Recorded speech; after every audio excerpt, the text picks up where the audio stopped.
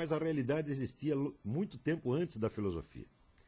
Se a filosofia é o esclarecimento analítico da realidade, é da mais alta importância filosófica distinguir, por exemplo, se a ressurreição de Cristo é realidade ou filosofia.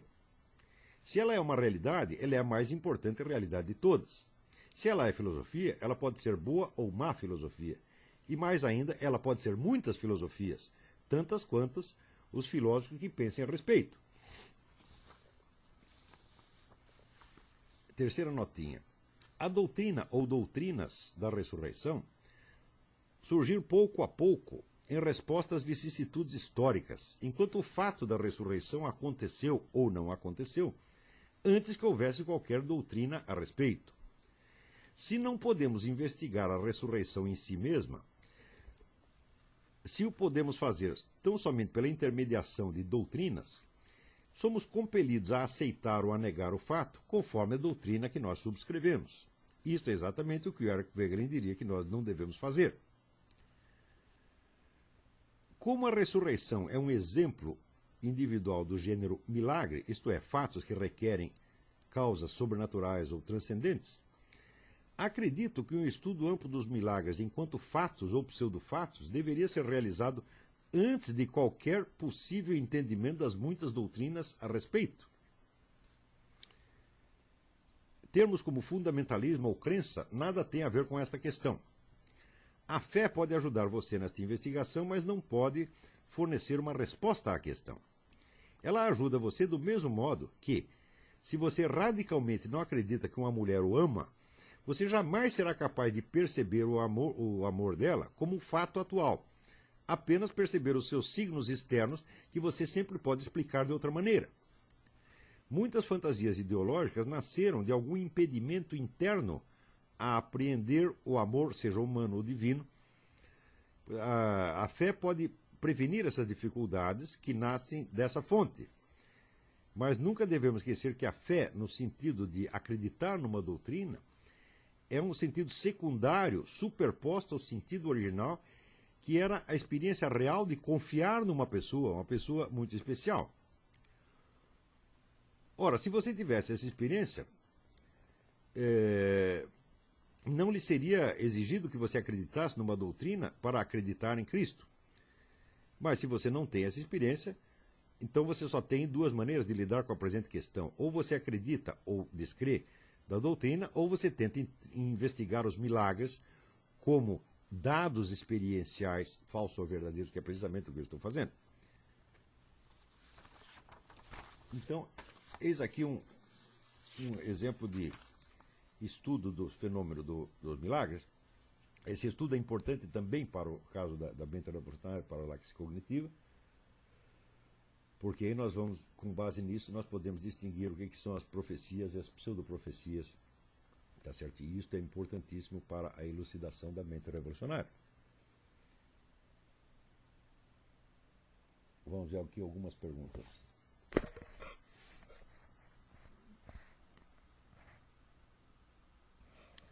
O ser humano é limitado e não consegue apreender todos os fenômenos naturais possíveis, porque o fato miraculoso não pode ser...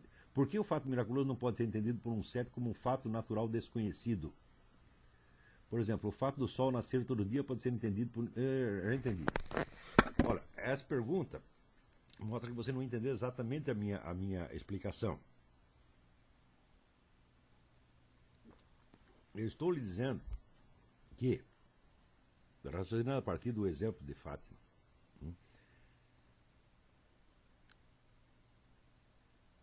o próprio conceito de natural e não natural não tem cabimento nessa discussão. Por exemplo, qual a conexão entre a dança do sol, curas miraculosas, anúncios da guerra e da revolução e a eclosão da guerra e da revolução no prazo devido? É possível estudar cientificamente esta conexão? Resposta: não. Isso não depende do estado atual dos nossos conhecimentos. Não é possível conceber uma ciência que conecte essas coisas pelos métodos científicos admitidos. O método científico não é extensível a este tipo de conexões. Então, se você pergunta se o fato miraculoso não pode ser encarado como um fato natural de causas desconhecidas, eu digo, pode, mas isso não resolve o problema. Você dizer que o fato miraculoso tem causas sobrenaturais, ou que ele tem causas naturais desconhecidas, é não dizer nada. Em nenhum dos casos essas afirmações são ocas. Elas não fazem sentido.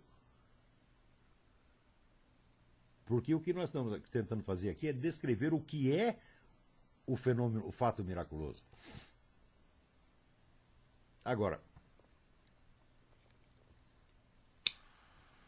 o que quer dizer com causas naturais desconhecidas? Quer dizer que a natureza definida dentro dos limites com que você a conhece agora, tá certo? Ela traz em si a explicação de todas essas conexões? É isso que você está dizendo? Essa frase absolutamente ela não faz sentido. Você está dizendo que aquilo que você conhece agora contém a explicação daquilo que você não conhece ainda? O que você quer dizer com isso? Isso é um flatus vocis, não quer dizer nada. Tá certo? E segundo, você está incorrendo no mesmo erro do sujeito que diz que o fato tem explicação sobrenatural. Você está dando uma explicação causal de um fenômeno cuja descrição você não tem. É a mesma coisa, quer dizer, como é que vamos fazer uma investigação causal se não sabemos o que é o fenômeno? Mas tão logo descrevemos o fenômeno tal como ele se apresenta, isso é, usando um método fenomenológico, nós entendemos que ele transcende a possibilidade de explicação, seja explicação natural ou sobrenatural, porque aí você está entrando apenas de novo no flatus vocis. Você dizer que uma coisa é sobrenatural é dizer que transcende a natureza, quer dizer, você conhece os limites da natureza. Você dizer que tem uma explicação natural, você dizer que está dentro da natureza, quer dizer que você conhece os limites da natureza. Mas nós não conhecemos isso absolutamente, isso não quer dizer nada. Então vamos esquecer o natural e o sobrenatural e vamos nos ater à experiência tal como ela se apresenta, porque boa ciência se faz assim.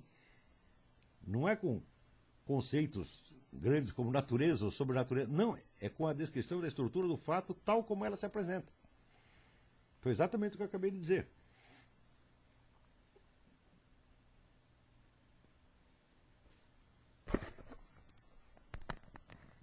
Outra pergunta. Poderíamos caracterizar os fatos não miraculosos como manifestações do logo divino, das leis naturais, da ordem divina que rege o universo, e os fatos miraculosos como manifestações da vontade de Deus Pai, numa visão cristã? Eu creio que sim. Creio que não, teologicamente não estaria errado. Mas eu não sou bom nesse negócio de teologia. E exatamente, vamos dizer, eu estou tentando evitar aqui a abordagem científica, entre aspas, e a abordagem teológica. Tá certo? Eu estou fazendo uma análise filosófica. Tá certo? Que é, de fato, a previdência, vamos dizer, preliminar, a providência preliminar nesses casos. Quer dizer, você vai ter que encontrar as distinções que lhe permitam dizer do que você está falando. Nós não estamos investigando os porquês, as causas últimas. Eu estou dizendo do que nós estamos falando. E qualquer fato miraculoso, admitido como tal somente aqueles aceitos pela Igreja Católica como fatos miraculosos, você vê que todos eles você tem uma convergência no próprio fato, não nas suas causas. Não nas suas causas remotas, quer dizer, não é a causa inicial dele, não, estou falando. O fato consiste na convergência de linhas causais, cuja conexão nós não conhecemos e não podem ser conhecidas.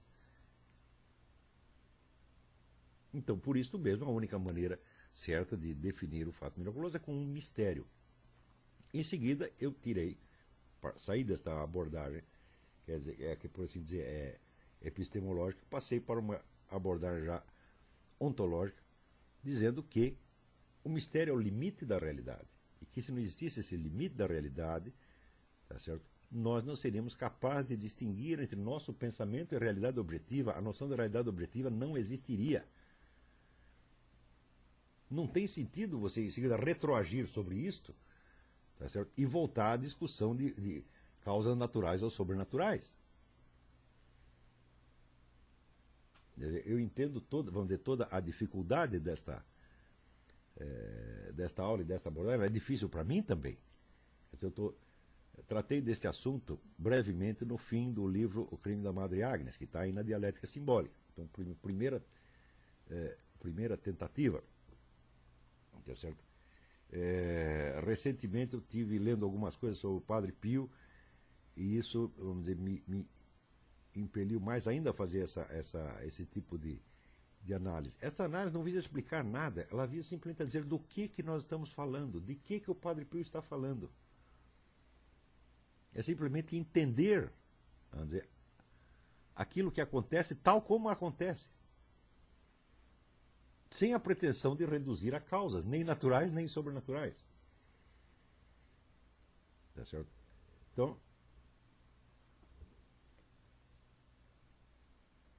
quer dizer, a questão propriamente religiosa não tem nada a ver com isso, mas isso aqui pode ser útil para a sua vida religiosa, se você quiser. Tá certo? Pode ajudar.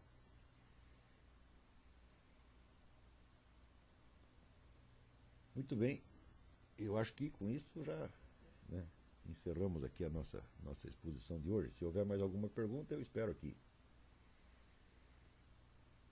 Note bem que embora eu tenha começado isso, você vê pela data do livro Crime da Madre Agnes, embora eu tenha começado essa investigação há muito tempo, ela não foi uma coisa contínua.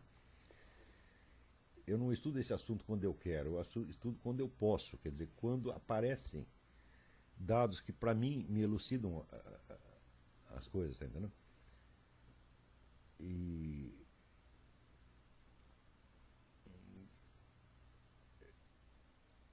este estudo, às vezes, ele força a sua inteligência até um ponto que você perde o fio da meada. Daí você tem que sentar e esperar até que a vida, Deus mesmo, né, lhe mostre outros aspectos, né?